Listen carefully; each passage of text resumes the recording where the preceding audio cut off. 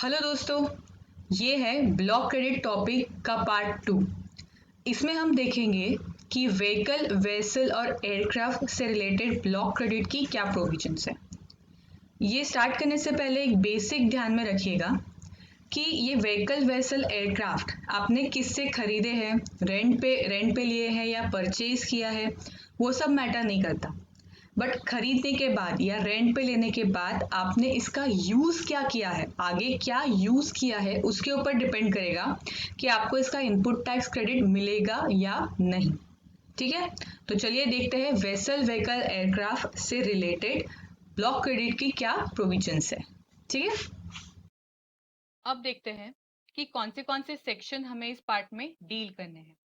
सबसे पहला सेक्शन है section 17 subsection 5 clause A. Next section is section 17 subsection 5 clause double A, and last section is section 17 subsection 5 clause AB. Okay, अब हम सबसे पहले देखेंगे section 17 subsection 5 clause A। अब हमारा डिस्ट्रीब्यूटर ले लेते हैं, वही कुकीज वाला। अब उसने एक ट्रक परचेज की या फिर रेंट पे ली, बट पर्पस क्या था परचेज करने का? पर्पस था ट्रांसपोर्टेशन ऑफ गुड्स। क्या पर्पस था? ट्रांसपोर्टेशन ऑफ गुड्स, या बोलो transportation of machinery. In short, passengers को मतलब लोगों को लेके आना जाना छोड़ के बाकी किसी भी पर्पस के लिए अगर उसने व्हीकल खरीदी तो उस केस में उसको इनपुट टैक्स क्रेडिट मिल जाएगा। ठीक है, तो सपोज उसने 1 लाख में मतलब 1,18,000 में खरीदी, जिसमें 1 लाख उसकी कॉस्ट है और 18,000 उसके ऊपर का जीएसटी है। तो इसका इम्पैक्ट कैसे आएगा कि जो भी मतलब कुकीज बेचते टाइम पे ये जो भी इसको आउटपुट जीएसटी भरना पड़ेगा उसके ऊपर वो इनपुट जीएसटी लेगा जो उसने कुकीज परचेज करते टाइम पे उससे रिकवर किया गया, प्लस ये जो ट्रक पे उसको इनपुट टैक्स क्रेडिट मिला वो भी वो माइनस करेगा। तो एट द एंड उसका जो पेबल बचा वो बचा 2,000। ठीक है, अब नेक्स्ट देखते हैं कि हमारा मैन्युफैक्चरर है, मैन्युफैक्चरर कुकीज का मैन्युफैक्चरर, उसने बस खरीदी, सपोज व्हीकल खरीदी उसने, मतलब या फिर रेंट पे ली।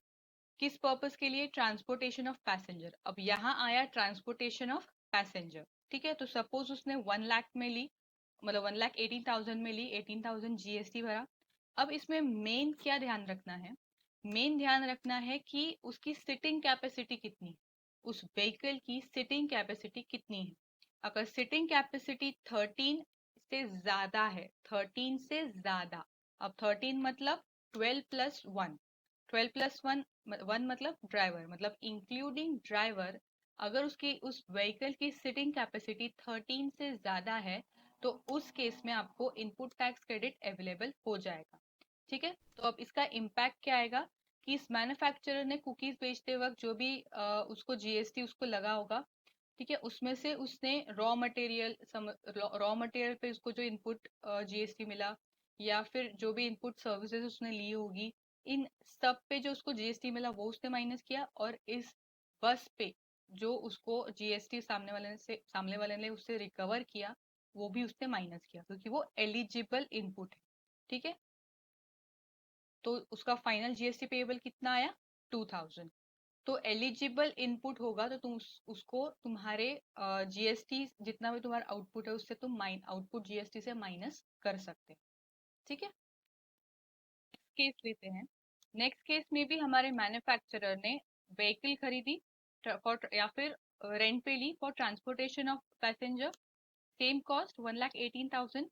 बट अब इसमें फर्क क्या है कि अब इस व्हीकल की जो सिटिंग कैपेसिटी है वो 13 या उससे कम है, इक्वल टू 13 या उससे कम है। 13 मतलब 12+1। ठीक है, इंक्लूडिंग ड्राइवर अगर उसकी सीटिंग कैपेसिटी 13 या उससे कम है तो वो ब्लॉक क्रेडिट की लिस्ट में आ जाएगा। मतलब कि ये जो 18,000 का इनपुट है ये उसको नहीं मिलेगा। इसको बोलते हैं इनएलिजिबल इनपुट। ब्लॉक क्रेडिट को और क्या बोलते हैं? Ineligible input tax credit. ठीक है, तो ये ब्लॉक क्रेडिट की लिस्ट में आ जाएगा, इसको नहीं मिलेगा। तो इसका इम्पैक्ट क्या होगा कि ये जो हमने बोला था कि 13,000 30,000 उसका आउटपुट जीएसटी होगा, उसमें से वो रॉ मटेरियल, इनपुट सर्विसेज सबका जीएसटी, इनपुट जीएसटी माइनस करेगा। बट ये जो बस का उसको 18,000 का इनपुट जीएसटी उसको नहीं मिलेगा और उसका फाइनल पेमेंट आएगा 20,000 का। ठीक है, ये उसका ब्लॉक क्रेडिट का इम्पैक्ट आया। बट अगर उसकी उस व्हीकल की सिटिंग कैपेसिटी 13 या उससे कम है और वो एक्सेप्शन में आता है, ठीक है, उसका जो यूज है वो एक्सेप्शन में आता है, तो उस केस में इनपुट टैक्स क्रेडिट मिल जाएगा। मतलब कि अगर वो एक्सेप्शन से रिलेटेड अगर कुछ उसका यूज करता है उस व्हीकल का, तो ये जो इनपुट टैक्स क्रेडिट हटा दिया गया था अब ये उसको मिल जाएगा। ठीक है, तो वो एलिजिबल इनपुट टैक्स क्रेडिट हो जाएगा। अब हम देखते हैं कि एक्सेप्शंस क्या है। तो पहला केस है कि सपोज एक कार डीलर है, उसने टाटा मोटर्स से कार खरीदी जिसकी कैपेसिटी 13 या उससे कम है, सिटिंग कैपेसिटी। उसने परचेज की क्यों? फर्दर सेल करने के लिए टू हिज कस्टमर। ठीक है, तो if you are purchasing car for further sale, तो उस केस में इनपुट टैक्स क्रेडिट मिल जाता है। ठीक है, अब सपोज उसने 1 लाख की गाड़ी परचेज की और उसको 1,20,000 में बेच दिया, तो इसका इम्पैक्ट क्या होगा कि इस सेल पे जो इसको इसको जीएसटी भरना पड़ेगा, उसमें से ये कार का मतलब जो उसने कार परचेज की उसका इनपुट टैक्स क्रेडिट उसका इनपुट टैक्स माइनस कर देगा। तो जो नेट उसका पेबल बचेगा वो बचेगा 3,600। अब नेक्स्ट केस देखते हैं कि इस केस में ये ओनर ऑफ ड्राइविंग स्कूल है, मतलब इसका काम क्या है कि ये लोगों को गाड़ी सिखाता है। तो उसने टाटा मोटर्स से कार या पे परचेज की या रेंट पे ली, दोनों हो सकता है। पहले वाले केस में सिर्फ परचेज था, ऑफ कोर्स रेंट पे ली हुई कार तुम बेच नहीं सकते। तो यहाँ पे इस केस में तुम परचेज मतलब उसने परचेज भी कर सकता है या रेंट पे भी दे सकता है, पर उसका यूज क्या करेगा, वो सामने वाले को गाड़ी सिखाएगा, मतलब उसका बिजनेस है कि वो लोगों को गाड़ी सिखाता है। तो इस केस में अगर इनपुट टैक्स क्रेडिट मिल जाएगा। अब सपोज उसने 1 लाख की गाड़ी खरीदी, तो इसका इम्पैक्ट क्या आएगा कि जो उसे आउटपुट जीएसटी लगेगा सर्विसेज पे, उसमें से इस कार पे जो उससे जीएसटी रिकवर किया गया है वो माइनस कर देगा और बचा हुआ पे करेगा। अब लास्ट केस है कि इस केस में उसने गाड़ी खरीदी रेंट पे देने के लिए, कस्टमर को, एक एक फैमिली को रोड ट्रिप के लिए रेंट पे दी। इट मीन्स कि ट्रांसपोर्टेशन ऑफ पैसेंजर के लिए गाड़ियां रेंट पे देना ही उसका बिजनेस है। ठीक है, ट्रांसपोर्टेशन ऑफ पैसेंजर्स के लिए गाड़ियां रेंट पे देना ही उसका बिजनेस है। तो उस केस में उसको इनपुट टैक्स क्रेडिट मिल जाएगा।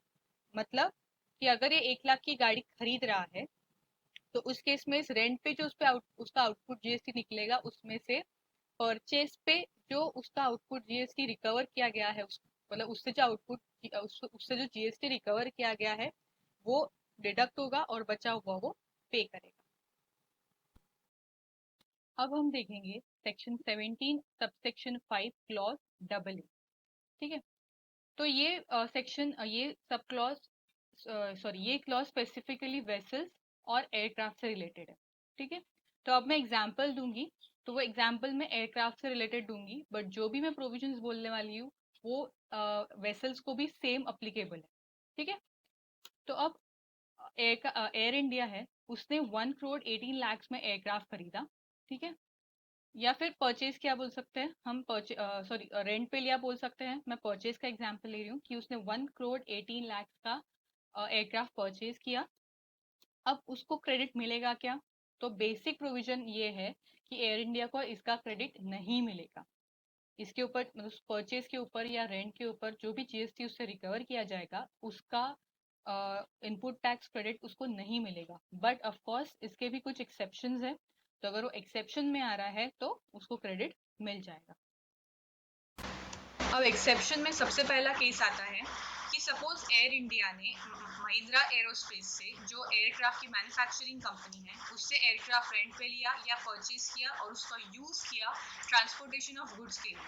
किसके लिए यूज किया? गुड्स ट्रांसपोर्ट करने के लिए। ठीक है, तो उस केस में ये इस परचेज पे या रेंट पे जो एयर इंडिया से जीएसटी रिकवर किया जाएगा उसका इनपुट टैक्स क्रेडिट उसको मिल जाएगा। अब सपोज इसने 1,18 करोड़ में एयरक्राफ्ट खरीदा, तो उसका इम्पैक्ट क्या आएगा कि जो ये सर्विसेज दे रहा है ना ट्रांसपोर्टेशन ऑफ गुड्स की, उसके ऊपर भी उसको जीएसटी लगेगा। तो उसमें से ये इनपुट जीएसटी जो उससे एयरक्राफ्ट पे रिकवर किया गया है उसका उसको इनपुट टैक्स क्रेडिट मिलेगा तो वो माइनस करेगा और बचा हुआ पे करेगा। अब नेक्स्ट केस में जब एयर इंडिया महिंद्रा एरोस्पेस से एयरक्राफ्ट खरीदती है या फिर रेंट पे लेती है और उसका यूज करती है ट्रांसपोर्टेशन ऑफ पैसेंजर्स के लिए, किसके लिए यूज करती है? Transportation of passengers. तो उस केस में भी उसे इनपुट टैक्स क्रेडिट मिल जाएगा। ठीक है, मतलब कि वो 1 करोड़ 18 लाख का एयरक्राफ्ट खरीदता है और जो इन टिकट्स पे उसका आउटपुट जीएसटी उसका निकलेगा, उसमें से एयरक्राफ्ट का इनपुट जीएसटी वो माइनस कर सकता है और उसका नेट फिर वो पे करेगा। नेक्स्ट एक्सेप्शन केस देखते हैं कि अगर कोई पर्सन महिंद्रा एरोस्पेस से एयरक्राफ्ट खरीद रहा है और उसे आगे एयर इंडिया को बेच रहा है, तो उस केस में इस पर्सन को इस परचेज पे जो भी जीएसटी उससे रिकवर किया जाएगा उसका इनपुट टैक्स क्रेडिट मिल जाएगा। मतलब फर्दर सप्लाई पे इनपुट टैक्स क्रेडिट मिल जाता है। सपोज इसने 1 करोड़ में एयरक्राफ्ट खरीदा और आगे बेचा, तो मतलब ये आउटपुट जीएसटी जो उसको सेल के ऊपर उसका निकलेगा उसमें से ये input GST on aircraft minus करेगा और बचा हुआ पे करेगा। अब नेक्स्ट केस है कि रेडबर्ड एविएशन। अब ये रेडबर्ड एविएशन क्या है? ट्रेनिंग इंस्टीट्यूशन जो सिखाती है कि कैसे एयरक्राफ्ट चलाना है। तो अगर ये कोई एयरक्राफ्ट रेंट पे या परचेज पे लेती रेंट पे लेती है या परचेज करती है और उसका क्या यूज करती है, उससे लोगों को सिखाती है कि एयरक्राफ्ट कैसे चलाना है, ट्रेनिंग देती है, तो उस केस में रेडबर्ड एविएशन को इनपुट टैक्स क्रेडिट मिल जाएगा। तो सपोज ये 1 करोड़ की 1 करोड़ का परचेज करती है एयरक्राफ्ट, तो जो भी फीस पे मतलब जो भी ये फीस लेगी ट्रेनिंग पे, उससे उसके ऊपर जो आउटपुट जीएसटी लगेगा उसमें से ये input GST on aircraft minus करेगा और बचा हुआ पे करेगा। तो अब नेक्स्ट केस देखते हैं, ये लास्ट केस है कि अगर एयर इंडिया ने महिंद्रा एरोस्पेस से जो एयरक्राफ्ट है वो रेंट पे लिया 4 लाख के हिसाब से और आगे उसको इंडिगो को रेंट पे बेच दिया रेंट पे दिया 5 लाख के हिसाब से। ठीक है, तो इस केस में एयर इंडिया को इनपुट टैक्स क्रेडिट मिल जाएगा जो भी उससे 4 लाख के ऊपर रिकवर हुआ होगा। तो उसका इम्पैक्ट क्या आएगा कि जो भी वो रेंट उसका निकलेगा आउटपुट जीएसटी, जो भी आउटपुट जीएसटी निकलेगा उसका रेंट के ऊपर जो उसने इंडिगो से चार्ज किया था, तो उसमें से जो भी महिंद्रा एरोस्पेस ने उससे जो भी चार्ज किया था, मतलब उससे रिकवर किया था, उसका उसको इनपुट टैक्स क्रेडिट मिल जाएगा और नेट वो पे करेगा। तो इट मीन्स कि एक्चुअल प्रोविजन क्या है कि अगर व्हीकल वेसल एयरक्राफ्ट कोई रेंट पे लेता है, मतलब कोई हायर पे लेता है, कोई लीज पे लेता है या कोई रेंट पे लेता है और आगे उसको किसी को हायर पे देता है या लीज पे देता है या फिर रेंट पे देता है, मतलब कि जो सर्विसेज उसने ली सेम सर्विसेज वो अगर आगे दे रहा होगा उसको बोलते हैं सेम लाइन ऑफ बिजनेस। तो उस केस में इस पर्सन को जो भी सर्विसेज उसने ली है, इनपुट सर्विसेज ली है, उसका उसको जीएसटी क्रेडिट मिल जाएगा। तो यहाँ खत्म होता है हमारा section 17 subsection 5 clause double A. तो आपने देखा कि जो भी व्हीकल वेसल एयरक्राफ्ट का जो भी यूज है उसके ऊपर डिपेंड करता है कि उसका क्रेडिट मिलता है या नहीं। मतलब अगर वो ट्रांसपोर्टेशन ऑफ गुड्स हो, ट्रांसपोर्टेशन ऑफ पैसेंजर हो या ट्रेनिंग के लिए यूज कर रहे हो, तो या फिर खरीद के सब आगे सेल कर रहे हो, तो इन सब चीजों में मिल जाता है। ठीक है, मतलब बट व्हीकल के केस में आपको देखना पड़ता है कि सिटिंग कैपेसिटी क्या है। बाकी के केस में आपको सिटिंग कैपेसिटी देखने की जरूरत नहीं है ऑफ कोर्स, बट व्हीकल के केस में देखने की जरूरत पड़ती है कि अगर ट्रांसपोर्टेशन ऑफ पैसेंजर उसका बिजनेस ही है तो उस केस में उसको इजीली मिल जाता है, बट ट्रांसपोर्टेशन ऑफ पैसेंजर उसका बिजनेस नहीं है और उसके पास 13 से कम की कैपेसिटी वाली कार है, तो उस केस पे उसको नहीं मिलता है।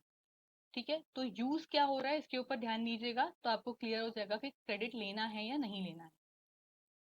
अब देखते हैं next section, that is section 17 subsection 5 clause A B. ये सेक्शन रिलेटेड है रिपेयर्स एंड मेंटेनेंस, सर्विसिंग और जनरल इंश्योरेंस से रिलेटेड। ठीक है, अब सपोज एयर इंडिया ने महिंद्रा एरोस्पेस से एयरक्राफ्ट खरीदा, ठीक है, और उसका यूज किया ट्रांसपोर्टेशन ऑफ पैसेंजर के लिए। तो ये जो यूज है वो एलिजिबल है इनपुट टैक्स क्रेडिट के लिए under section 17 subsection 5 clause double A. तो अब ये section 17 subsection 5 clause double A के अंडर एलिजिबल है फॉर इनपुट टैक्स क्रेडिट। तो इसके ऊपर, इस एयरक्राफ्ट के ऊपर एयर इंडिया जो भी रिपेयर्स मेंटेनेंस या सर्विसिंग या जनरल इंश्योरेंस का खर्चा करेगी और उसके ऊपर उससे रिलेटेड जो भी जीएसटी उससे रिकवर किया जाएगा उसका इनपुट टैक्स क्रेडिट उसको मिल जाएगा। तो इसका मतलब क्या है, इसका इम्पैक्ट क्या है कि जो भी एयर इंडिया टिकट्स पे पैसा लेगी उसके ऊपर जो भी उसका आउटपुट जीएसटी निकलेगा उसमें से ये परचेज का जो भी इनपुट परचेज का भी इनपुट जीएसटी माइनस करेगी, मतलब एयरक्राफ्ट परचेज करते टाइम पे उससे जो भी जीएसटी रिकवर किया गया हो और रिकवर किया गया होगा वो भी वो माइनस करेगी क्योंकि वो एलिजिबल है। और उसके साथ साथ जो सर्विसिंग, रिपेयर और इंश्योरेंस प्रीमियम पे जो उससे जीएसटी रिकवर किया गया वो भी वो माइनस करेगी और बचा हुआ पे करेगी। अब हमने एग्जाम्पल देखा, अब देखते हैं कि एक्चुअल प्रोविजन क्या है। कि जब कोई वेसल व्हीकल एयरक्राफ्ट खरीदता है या रेंट पे लेता है और उससे रिलेटेड जो भी जीएसटी है उसका उसको input tax credit section 17 subsection 5 clause ए या डबल ए में मिल रहा होगा, तो उससे रिलेटेड जो भी रिपेयर एंड मेंटेनेंस या सर्विसिंग या जनरल इंश्योरेंस वो पर्सन कराएगा, रजिस्टर्ड पर्सन, ठीक है, वो पर्सन कराएगा, तो उसका इनपुट टैक्स क्रेडिट भी उसको मिल जाएगा। बट अगर कोई जो भी वो व्हीकल वेसल एयरक्राफ्ट से रिलेटेड जीएसटी अगर सेक्शन 17 सबसेक्शन 5 क्लॉज ए या डबल ए में इन एलिजिबल है, मतलब वो ब्लॉक क्रेडिट में वहां आ रहा है, तो इस केस में भी मतलब इस सर्विसेज से रिलेटेड जीएसटी भी ब्लॉक क्रेडिट में आ जाएगा। अब इन तीन सर्विसेज से रिलेटेड हम एक और प्रोविजन पढ़ते हैं कि सपोज जनरल इंश्योरेंस कॉर्पोरेशन ने बजाज अलायंस से इंश्योरेंस करवाया, क्यों? ताकि वो अपने कस्टमर्स का आगे इंश्योरेंस करा सके, जिसको क्या बोलते हैं, री इंश्योरेंस। मतलब उसने एक टाइप की इनपुट सर्विस ली और सेम टाइप की सर्विस उसने आगे दी, तो इस केस में जनरल इंश्योरेंस कॉर्पोरेशन को इनपुट टैक्स क्रेडिट मिल जाएगा। तो इसका इम्पैक्ट क्या होगा कि जो भी वो इंश्योरेंस पे उसको जीएसटी उसका निकलेगा उसमें से उसको इंश्योरेंस पे जो भी उससे जीएसटी रिकवर किया गया होगा उसका उसको क्रेडिट मिल जाएगा और वो बचा हुआ वो पे करेगा। मतलब कि अगर रिपेयर मेंटेनेंस या सर्विसिंग या जनरल इंश्योरेंस की सर्विसेज कोई दे रहा है और उसके लिए वो सेम सर्विसेज ले रहा है, तो इस इनपुट सर्विसेज पे उसको क्रेडिट मिल जाएगा। अब और एक पर्सन है जिसको इन तीन सर्विसेज का क्रेडिट मिल जाता है, वो कौन है देखते हैं। सपोज महिंद्रा एरोस्पेस मैन्युफैक्चरर है एयरक्राफ्ट का, तो एयरक्राफ्ट क्या है, उसका स्टॉक है, क्या है उसका स्टॉक। तो इससे रिलेटेड वो जो भी रिपेयर मेंटेनेंस या सर्विसिंग या जनरल इंश्योरेंस कराएगा उससे जो उसके ऊपर जो जीएसटी उससे रिकवर किया जाएगा उसका इनपुट टैक्स क्रेडिट इस मैन्युफैक्चरर को मिल जाएगा। मतलब प्रोविजन क्या है कि अगर कोई व्हीकल एयरक्राफ्ट का मैन्युफैक्चरर है, तो उसके स्टॉक का मतलब उसका स्टॉक है ये व्हीकल या एयरक्राफ्ट जो भी वो मैन्युफैक्चर कर रहा है, तो स्टॉक से रिलेटेड वो जो भी रिपेयर मेंटेनेंस या सर्विसिंग या फिर जनरल इंश्योरेंस कराएगा उसका मतलब उससे रिलेटेड जो भी उससे जीएसटी रिकवर किया जाएगा उसका इनपुट टैक्स क्रेडिट उस मैन्युफैक्चरर को मिल जाएगा। यहाँ खत्म होता है हमारा पार्ट। आई होप आपको व्हीकल वेसल एयरक्राफ्ट से रिलेटेड जो भी ब्लॉक क्रेडिट की प्रोविजंस है वो समझ आई होगी। ठीक है, समझ आई है तो लाइक कर दीजिएगा और सब्सक्राइब कर दीजिएगा अगर आप मेरे चैनल पे नए हो तो। ठीक है, और इसे ज़्यादा से ज़्यादा लोगों में शेयर ज़रूर कीजिएगा। अभी के लिए बस इतना ही। ठीक है, लास्ट में एक बात बोलूँगी कि लाइफ आपको वो नहीं देती जो आप चाहते हो, लाइफ आपको वो देती है जिसके लिए आप काम करते हो। तो इसलिए अपने पढ़ाई पे ध्यान दीजिए, पढ़ाई कीजिए और अपने तरीकों पे भी उतना ही ध्यान दीजिए। ठीक है, अभी के लिए बाय।